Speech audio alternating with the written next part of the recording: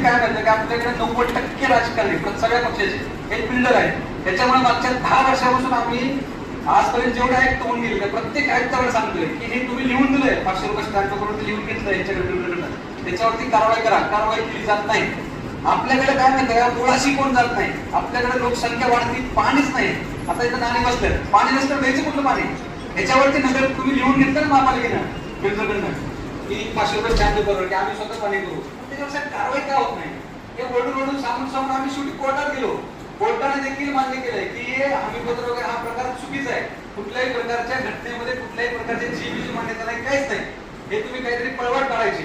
आणि दुसरा म्हणजे साहेब माहिती तुम्हाला विनंती असेल की आता हमीपत्र देताना, आता तुम्ही हमीपत्र बिल्डर देताना देऊच नका.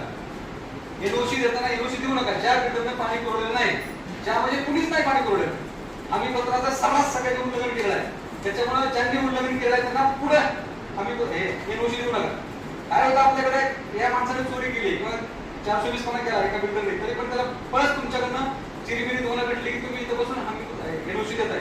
त्याच्यामुळे पाणी पुरवठा विभागाकडनं स्ट्रिक्टली ज्या बिल्डरनी पाठीमागच्या वेळेस हमीपत्राचं उल्लंघन केलंय त्यांना कुठल्याही प्रकारची एनओसी देऊ नये अशी आमची विनंती आहे.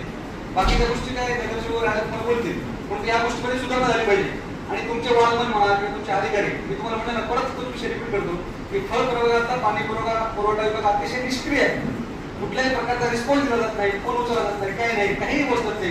4 दिवस येत असते की 8-8 15 दिवस आमच्याकडे पाणी येत नाही. मोठ्या सोसायटीच्या नियोजन शून्य कारभारात तिकडे चाललेलं आहे. त्यामुळे ह्याच्यावरती काम झालं पाहिजे अशी तुम्हाला विनंती आहे.